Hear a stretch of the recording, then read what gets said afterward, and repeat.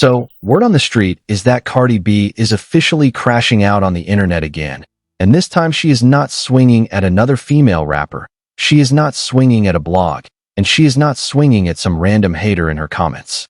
Baby, this time Cardi B is swinging directly at a man who allegedly survived one of the most disturbing celebrity scandals of the entire year.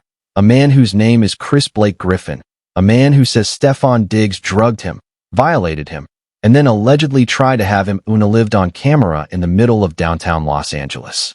And honey, if the receipts hold up, this is not a rumor, this is not a subtweet, this is not blog chatter.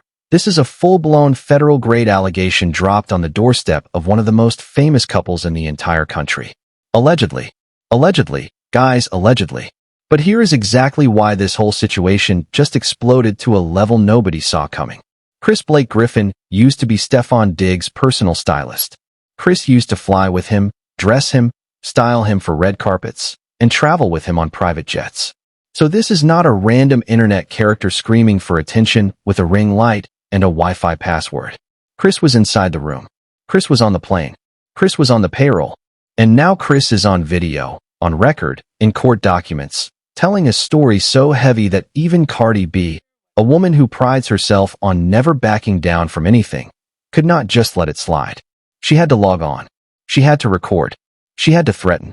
And baby, once you hear the way she threatened this man, you're going to understand exactly why the internet believes she is protecting something a whole lot bigger than a boyfriend. Now, before we get into what Cardi B actually said, let me lay the whole story out, because a lot of y'all are just now hearing this name for the first time. According to Chris Blake Griffin, everything went down back in 2023 during a trip to DC. A trip that Stefon Diggs allegedly flew Chris out for, paid for, and personally organized. Chris says that at some point during that trip, Stefon offered him what he described as a piece of candy. Chris says he took it, thinking it was a joke, thinking Stefon was just playing around like grown men sometimes do when they are being silly and loud in a house full of women. But according to Chris, what happened next was not silly and it was not funny. Chris says the effects of that so-called candy hit him like a wave. He described it as feeling almost like ecstasy, his words, not mine. And he says the moment his body started to feel strange, Stefon Diggs allegedly began making sexual advances on him inside the car, then inside the hallway, then outside a hotel room door. Chris says Stefon Diggs exposed himself, grabbed him, whispered in his ear, and tried to lead him inside the bedroom. And when Chris rejected him, when Chris pushed him off, when Chris made it very clear that whatever Stefon Diggs thought was about to happen was absolutely not about to happen, Chris says that is the exact moment his life turned into a nightmare. Because rejecting Stefon Diggs, according to Chris, is what triggered the attack that almost ended him. Here is the part that makes this whole thing feel bigger than gossip. Chris Blake Griffin says that shortly after he rejected Stefon Diggs, he was ambushed at Central Apartments on 755 South Spring Street. Not by strangers, not by street guys, not by random people who had no connection to any of this. According to Chris, the attack was carried out by Derez Martian Diggs, who happens to be Stefon Diggs' own brother, along with 3 other men Chris identified as Charlie Chap Jordan, Corey Darnell Mack, and another named associate. Chris says they beat him down, robbed him, and left him bleeding. And unlike most celebrity-adjacent horror stories that die in the comment section, this one has footage. This one has an incident report. This one has a court case that actually concluded. Because Stefon Diggs' brother reportedly settled with Chris in civil court over that beatdown. Settled, meaning the beatdown is not up for debate. That part is documented. That part is closed. That part is real. And that is exactly why the internet is going into meltdown mode right now. Because if the beatdown is real, then the question becomes, why did the beatdown happen? What did Chris know? What did Chris see? What did Chris survive? And most importantly, why is Cardi B, in the year 2026, suddenly threatening Chris Blake Griffin on live stream like a woman who has something enormous to lose?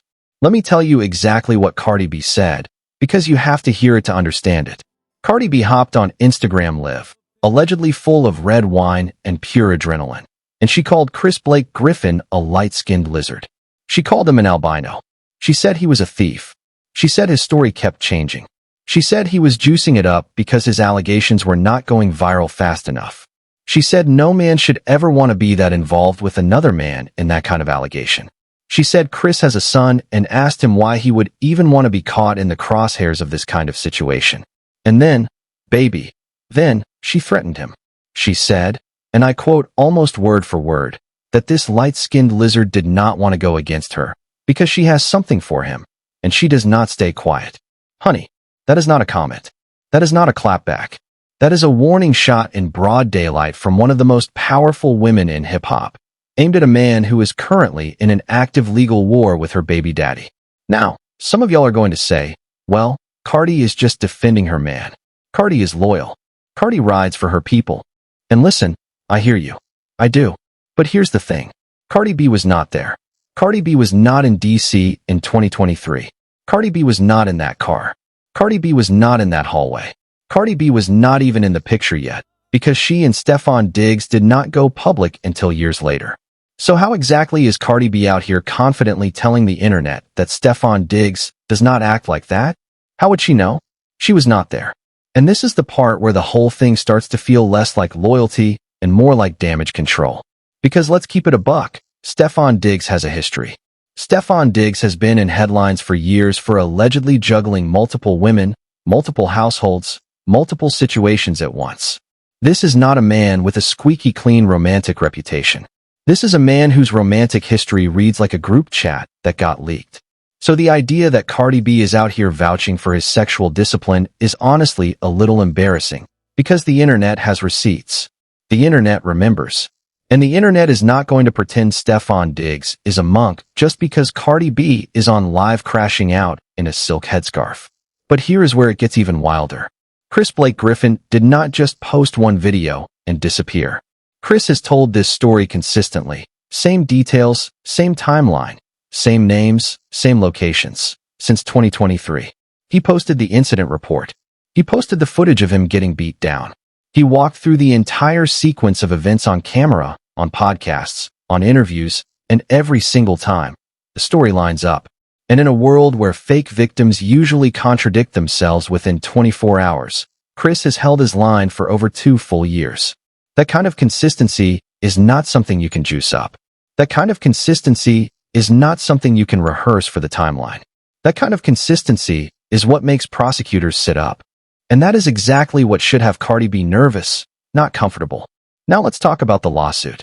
Because there is currently an active legal battle between Chris Blake Griffin and Stefon Diggs, and Stefon Diggs is the one who filed. Stefon Diggs is suing Chris for defamation, claiming Chris is lying, claiming Chris is a thief, claiming Chris made the whole thing up. And as part of the discovery process, Stefon Diggs is demanding that Chris turn over all travel records related to the DC trip, the same trip where the drugging allegedly happened. And Chris said something that made a lot of legal analysts pause. Chris basically said, "Why are you asking me for the travel records when you are the one who booked the trip? You flew me out. You paid for the flights. You have those records already." Chris then reportedly turned over pages and pages of evidence to support his claims.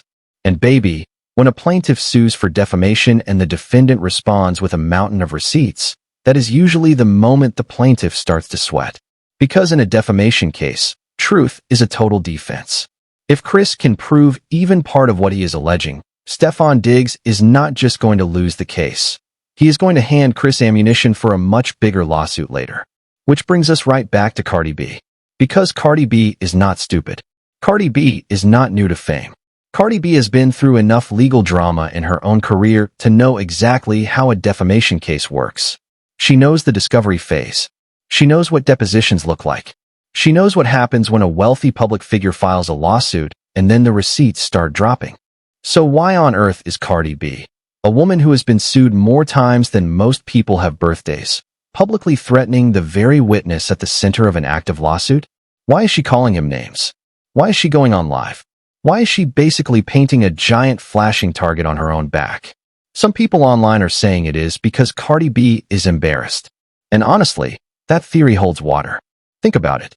Cardi B just left Offset behind a wave of infidelity drama. She rebranded. She started fresh.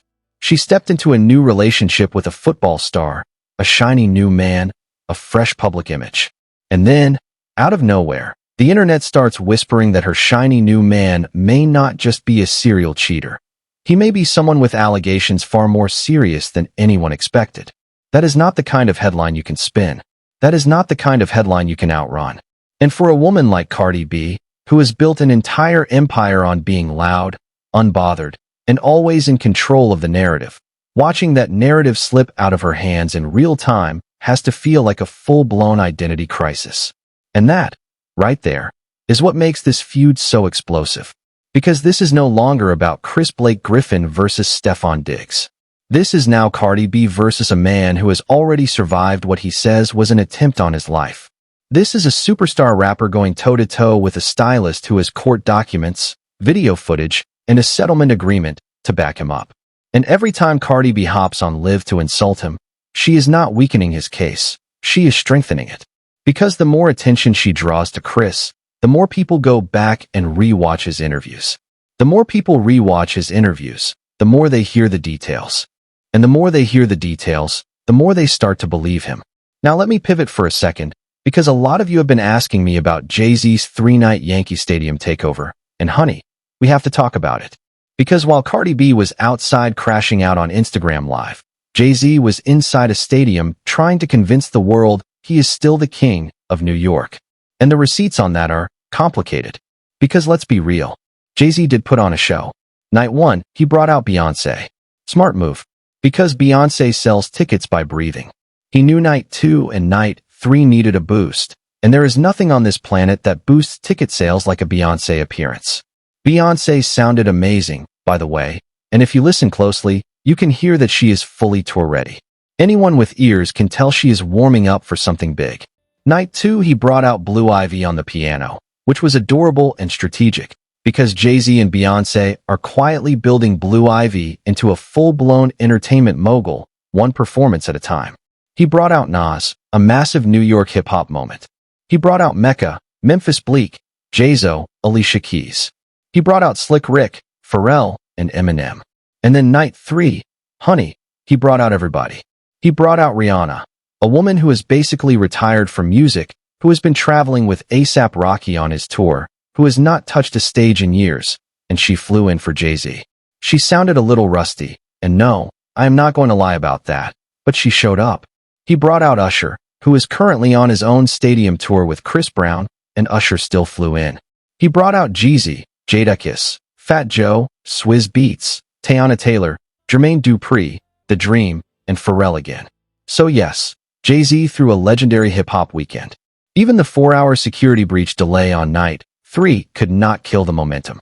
But here's the thing. And this is the part nobody in the industry wants to say out loud.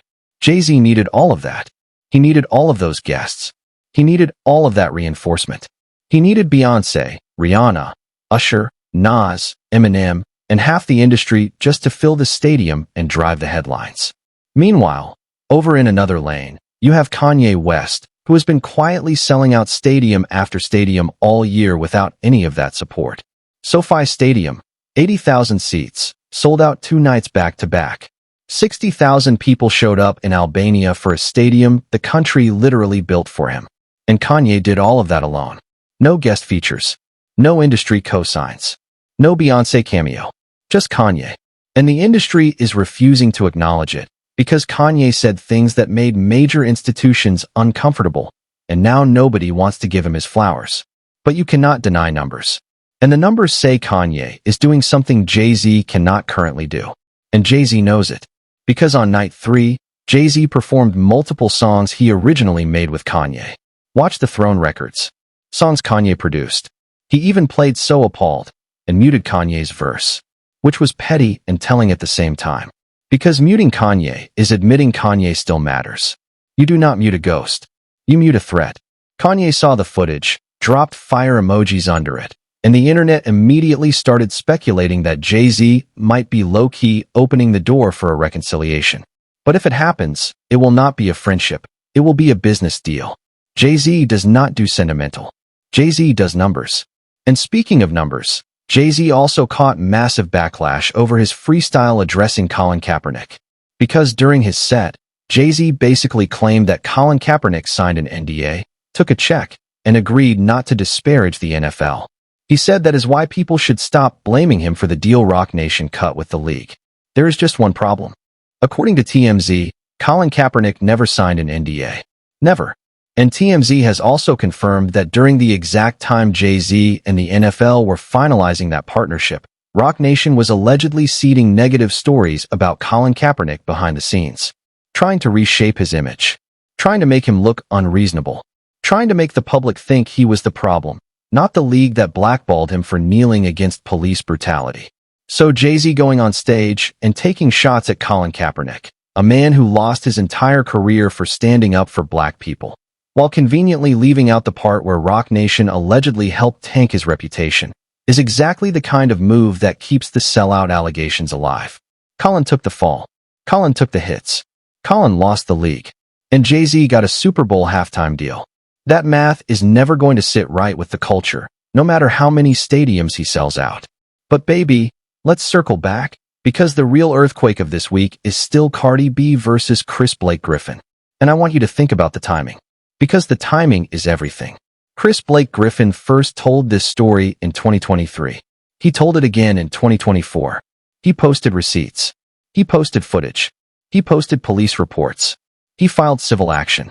He won a settlement against Stefon Diggs' brother. And for almost 2 full years, Cardi B said absolutely nothing. Not a word. Not a subtweet. Not a peep. So why now? Why in 2026, out of nowhere, is Cardi B suddenly logging on and calling this man every name in the book? What changed? Did something drop behind the scenes? Did a deposition surface? Did new footage leak? Did somebody show her something that made her panic? Because women like Cardi B do not go nuclear for no reason. There is always a trigger. There is always a receipt. There is always something you and I do not know yet. And Chris? Chris responded. Chris did not curse her out. Chris did not swing back on live. Chris did not descend to her level. Chris posted a long, calm, detailed statement walking through every single allegation, every single timeline, every single name, every single receipt. He responded like a man who knows exactly what evidence is sitting in his lawyer's inbox. He responded like a man who has already given depositions. He responded like a man who is not scared, because he already survived the worst thing anyone could do to him, and lived to talk about it in HD. And that is the terrifying part of this whole story. Because Cardi B is loud, but Chris is documented. Cardi B has followers, but Chris has footage. Cardi B has a fan base, but Chris has a settlement, a court case, and a paper trail that stretches back years. And when it comes to a fight between volume and evidence, evidence wins every single time. It might take a year. It might take 2. But it wins. So what happens next? Well, we watch. We wait. We track the defamation lawsuit. We track any new depositions. We track any new footage. And we watch to see whether Cardi B keeps doubling down or whether her legal team pulls her off Instagram Live before she becomes a witness in a case she was never supposed to be part of in the first place. Because every single time she opens her mouth on this topic, she is inserting herself deeper into a legal situation that has nothing to do with her and everything to lose for her. Now, some of y'all are going to say Chris is lying. Some of y'all are going to say Cardi is right. Some of y'all are going to say Stefon Diggs is being set up. And listen, everybody is allowed an opinion. But allegations of this weight, backed by this much documentation, with this much consistency over this many years, do not usually turn out to be fabricated. And a defamation case with this much discovery already in motion does not usually end well for the person who filed it. So if I were placing a bet, and I am not, because I have common sense, I would be watching Stefon Diggs' legal team very, very closely over the next 90 days. Because something is going to break. Something always breaks. And when it breaks, Cardi B's Instagram Live rants are going to be Exhibit A in somebody's motion. Meanwhile, Jay-Z is going to keep pretending Kanye does not exist. Kanye is going to keep selling out stadiums alone. Rihanna is going to keep flying in for favors. And Colin Kaepernick is going to keep being the ghost the culture refuses to forget. That is the state of black celebrity right now. Full of receipts, full of grudges, full of ghosts, and full of women crashing out in silk headscarves on Instagram.